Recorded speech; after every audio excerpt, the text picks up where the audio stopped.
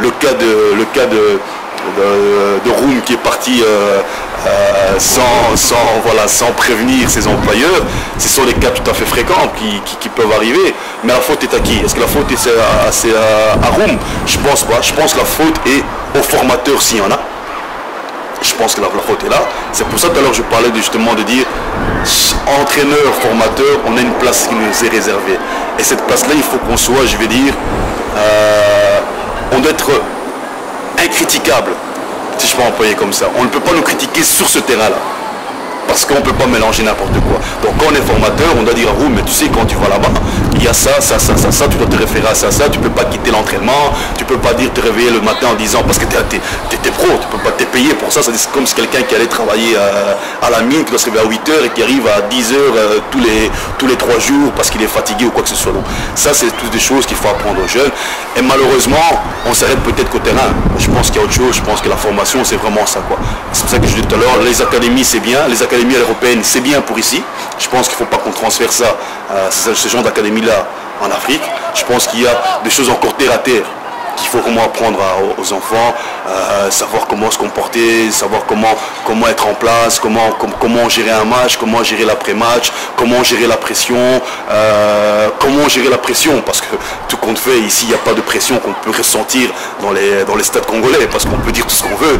Les stades congolais, c'est 70, 80 000 personnes. Ici, c'est 30, 35 000 personnes dans les gros matchs. Donc, tout ça, il faut que les joueurs puissent apprendre ça. Roum le disait très bien. Paul disait, mais tu vois, jouer contre Anderlecht, en Olympique Bruxelles, c'était un gros match.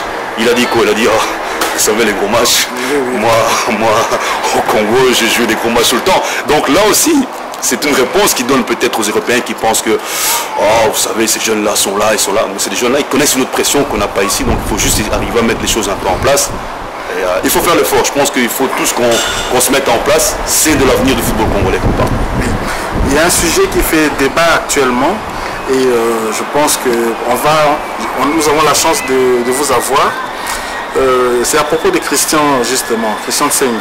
On lui reproche de reprocher publiquement devant la presse, par exemple, le match Mazembe avec Club. Mazembe avec Club a perdu 4 buts à 1. Et Christian a dit à la presse et à tous ceux qui étaient là, que c'est la faute de Johnny Matoumona, le gardien de Veclo. Et que pensez-vous d'un entraîneur, justement? Est-ce qu'un entraîneur peut faire cela, reprocher, de rendre responsable un de ses joueurs d'une défaite, par exemple? Ben, déjà, moi, c'est pas dans mes habitudes, donc j'aurais tendance à répondre non, parce que c'est pas dans ma façon de fonctionner, parce que je sais que la relation entre l'entraîneur et les entraînés est très très important pour l'équilibre d'une équipe, d'un groupe. Maintenant, c'est aussi cette formation-là que je dis. Il faut qu'on arrête de penser qu'en venant de l'Europe, qu'on a la science. Je pense qu'il y a des choses qu'il faut apprendre à maîtriser. Et peut-être par émotion, je n'ai pas vu l'interview de Christian, donc je ne saurais pas en parler, c'est qu'on me l'a rapporté. Peut-être par émotion, on peut se laisser aller. Mais je pense qu'il faut faire très attention. Je pense que le joueur a besoin, et là c'est la formation aussi. Parce qu'on pense peut-être que quand on va arriver, on va avoir affaire à des professionnels. Attention, ce ne sont pas des professionnels. Ce sont des joueurs qui ont un très très bon niveau de football. Mais être professionnel, c'est pas la même chose. Donc venir se comporter, parce qu'un professionnel, aujourd'hui tu peux dire, voilà, ça va pas. Déjà, en public, c'est risqué. C'est risqué, puisque un entraîneur a toujours le dernier mot. Peut-être au niveau des journalistes, mais le joueur, je pense qu'il est capable, s'il n'a plus envie de jouer pour son entraîneur, de ne plus jouer pour son entraîneur. Donc je pense qu'il faut ce genre de discours, il faut le garder à l'intérieur du vestiaire. Je pense qu'il faut que le joueur, en tout cas, soit le premier informé de ce que l'entraîneur pourrait dire. Comme ça, il n'y a pas de, je veux dire, de l'interprétation. Parce que ça peut être interprété très mal, quoi. Donc moi en tout cas je ne le ferai pas. Je pense que c'est de ma formation, je sais que ce n'est pas la meilleure façon d'avoir, je veux dire, l'aval de son groupe, parce que c'est ça aussi, c'est avoir l'aval de son groupe, c'est-à-dire que mon entraîneur est je vais dire, est assez, je veux dire,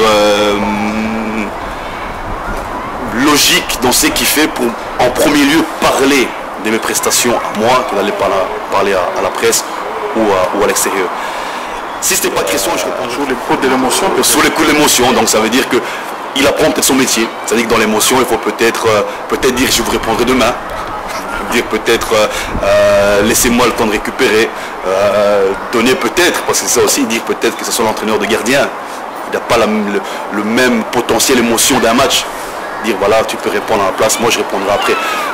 Il faut faire attention, je pense que c'est pas de bon augure, mais je connais aussi assez bien Christian pour savoir que ce sont des genres d'erreurs qui ne, si en tout cas il a fait, c'est des genres d'erreurs qui ne refera plus. Merci.